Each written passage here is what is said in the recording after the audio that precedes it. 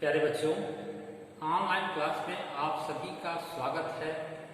आज मैं आप लोगों को कक्षा सेमेस्टर 8 के अंतर्गत यानी यह विषय भूगोल खंड ख भारत भौतिक पर्यावरण में आप जो है अध्याय यह भारत की स्थिति एवं विस्तार के बारे में पढ़ेंगे। तो यहाँ पे आप देख रहे हैं कि यह भारत की स्थिति और जो विस्तार है यानी इसमें बताने का ये प्रयास किया गया है।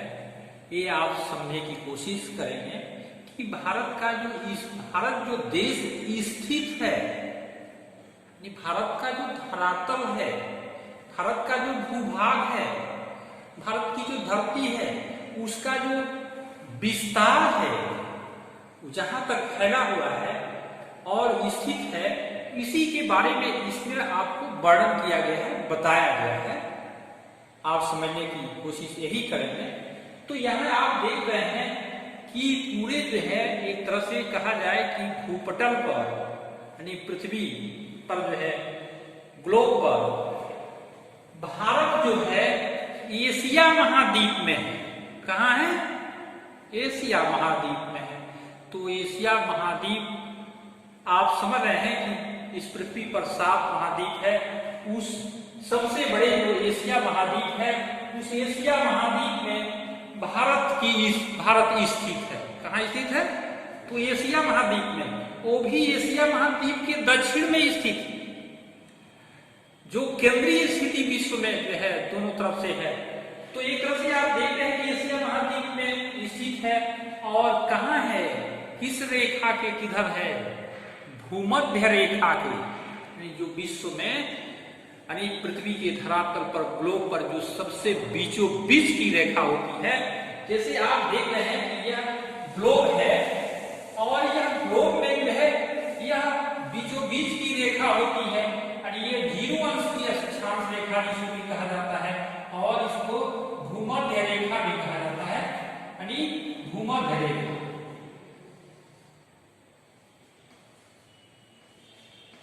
भूमध्य रेखा। तो आप देख रहे हैं कि यह भूमध्य रेखा के उत्तर में है। कहाँ है? भूमध्य रेखा के उत्तर में है।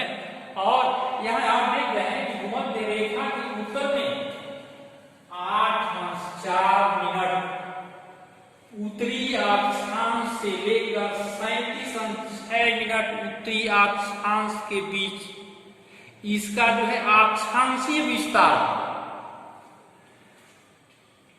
आप देख रहे हैं कि अक्षांशीय विस्तार। अब हम बात करते हैं देशांतरी विस्तार की। तो देशांतरी विस्तार क्या है?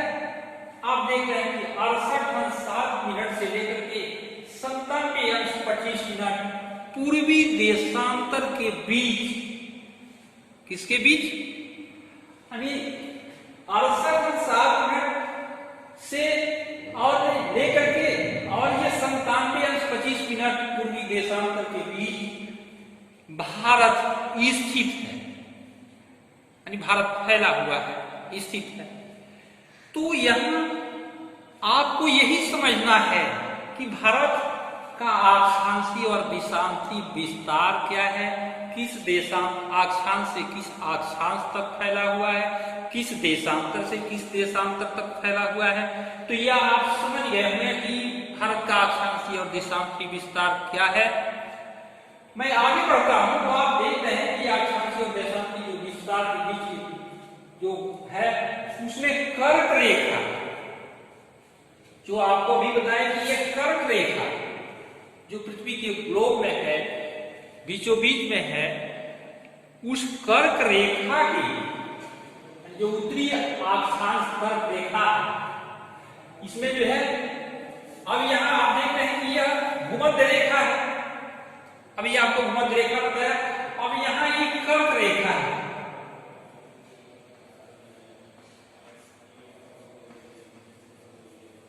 ये कर्क रेखा 23.5 अंश उत्तरी अक्षांश और ये आपका भूमध्य रेखा था।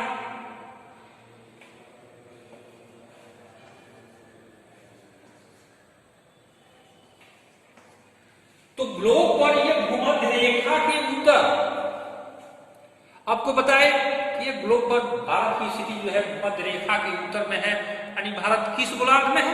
उत्तरी गोलार्ध में।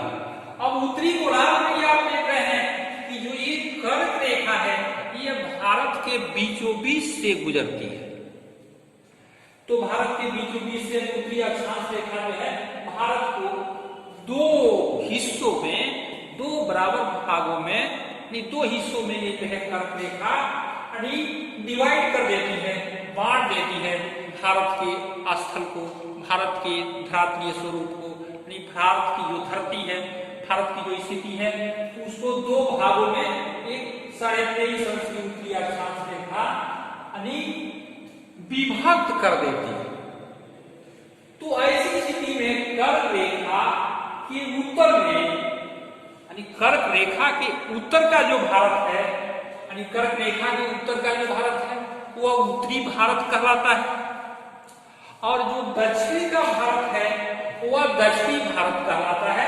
आप यहां भी देख सकते हैं हिस्से को दक्षिण का, यानी कर्क रेखा के उत्तर के उत्तरी हिस्से को उत्तरी भारत, कर्क रेखा के उत्तर में उत्तरी भारत तथा दक्षिणी हिस्से को दक्षिणी भारत कहा जाता है।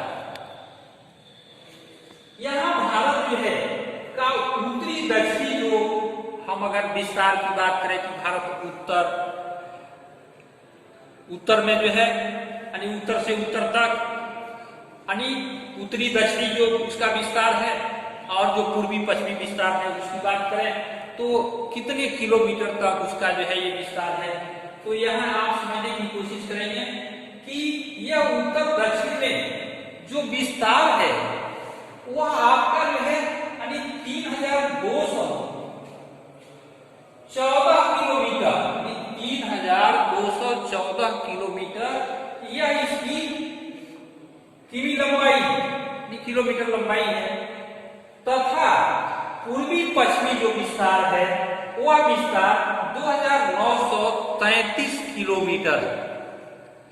तो ये आपका पूर्वी पश्चिमी जो विस्तार, ये चौड़ाई जो है देख रहे हैं, यह विस्तारित है भारत में है, यानी पूर्व से लेकर के पूर्व से पश्चिम और उत्तर से दक्षिण इसका विस्तार है, विस्तार की स्थिति है।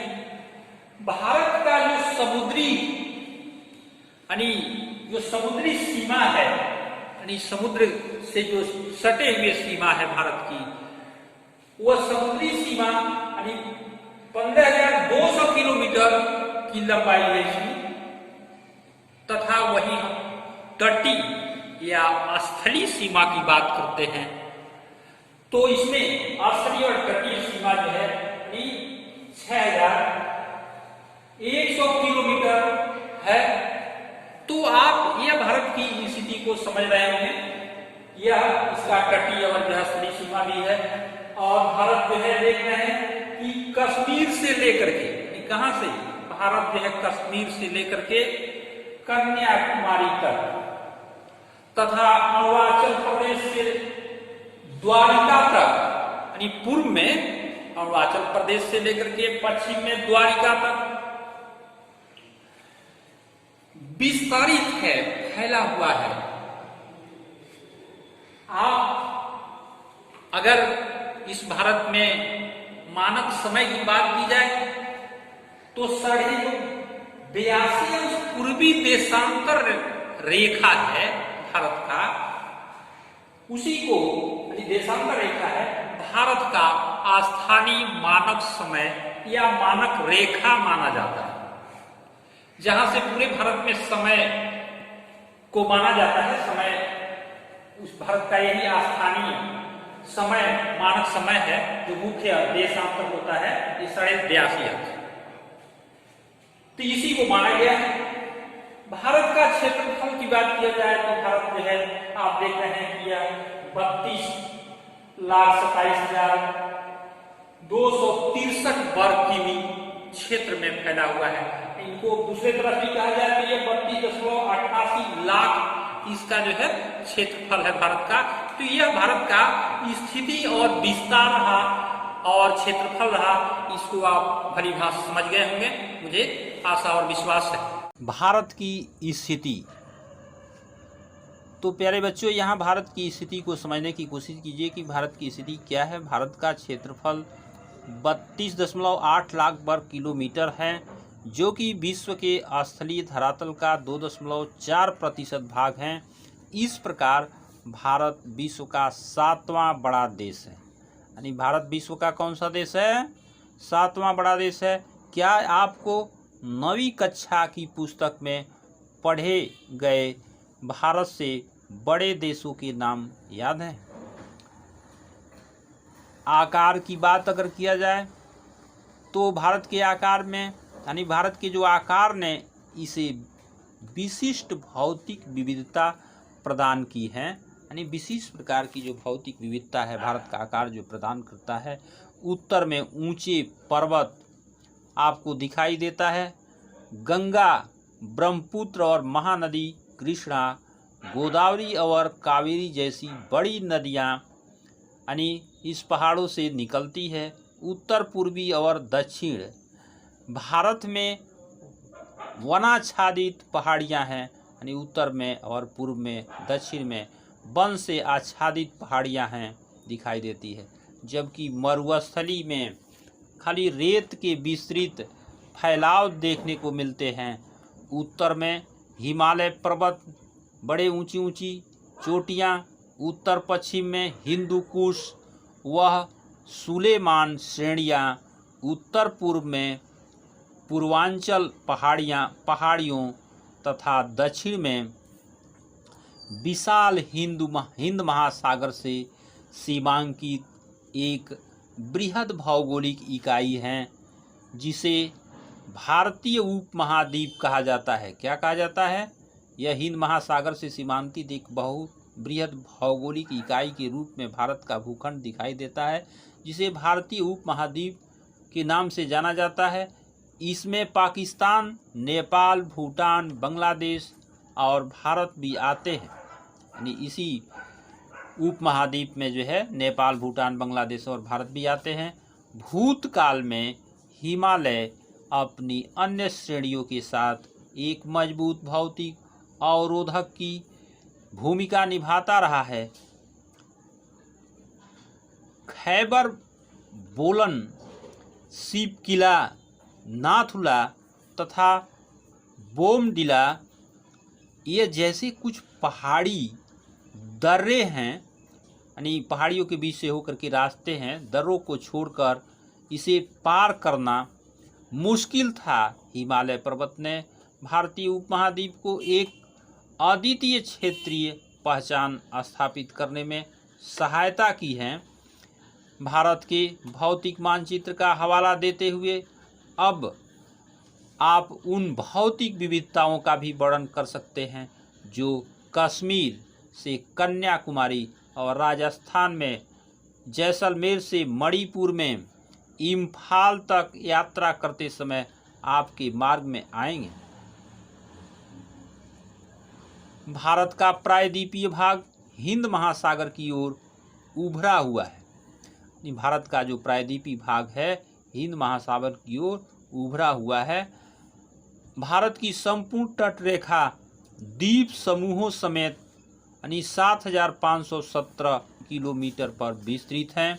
अतः एक देश के रूप में भारत भौतिक दृष्टि से विविधतापूर्ण भूभाग है। यानी देश के रूप में भारत जो है एक भौतिक दृष्टिकोण से विविधतापूर्वक भूभाग है, जिससे यहाँ विभिन्न प्रकार के संसाधन पाए जाते हैं। इन्हीं विविधताओं के कारण ये विभिन्न प्रकार के संसाधन पाए जाते हैं। क्या आपको याद है कि स्कूल भुवन एक वेब पोर्टल हैं जो देश के प्राकृतिक संसाधन, पर्यावरण और सतत विकास में उनकी भूमिका के बारे में छात्रों के बीच जागरूकता लाने के लिए मानचित्र आधारित शिक्षा प्रदान करता है। यानी भूगोल जो है मानचित्र आधारित शिक्षा प्रदान करता है। यह NCERT पाठ्यक्रम के आधार पर भुवन एवं RSC इसरो की एक पहल है। आप भारत के विभिन्न मानचित्रों को देख सकते हैं। भारत की स्थिति और विस्तार में आज आप लोगों को मैं भारत एवं उसके पड़ोसी राष्ट्र के बारे में बताऊंगा। इसके पहले भारत की स्थिति और आकार आप पढ़े हुए हैं, तो इसमें आप ये समझेंगे कि यह जो भारत एवं उसके पड़ोसी राष्ट्र है, यह भारत के आसपास सीमाओं से सटे हुए, जैसे पाकिस्तान है, पाकिस्तान और भारत के बीच जो सीमा रेखा है वह रेड क्लिफ रेखा है, जो विवादित है। इसी तरह से आप देखते हैं कि चीन और जो है भारत के बीच जो सीमा रेखा है, सीमाएं हैं पड़ोसी राष्ट्रों के बीच, वह मैकमोहन रेखा के नाम से जानी जाती है। तो इस तरह से जैसे आप देखते हैं कि पूरब में बांग्लादेश है, दक्षिण में म्यांमार है और दक्षिण में आपका जो है श्रीलंका है। इस तरह से पश्चिम में अफगानिस्तान, पाकिस्तान। तो इस तरह से उत्तर में भी आप देखते हैं कि यह नेपाल, भूटान, चीन, ये पड़ोसी राष्ट्र सीमाएं हैं। यानी भारत के लगभग जो है 9 पड़ोसी राष्ट्र हैं। तो इसमें 8-9 पड़ोसी राष्ट्रों की सीमाएं जो है थोड़ा बहुत लगी हुई रहती है। तो इसके बारे में आप जो है विधिवत रूप से स्पष्ट रूप से जो है विस्तृत रूप से आपको जो है मैं वर्णन करूँगा।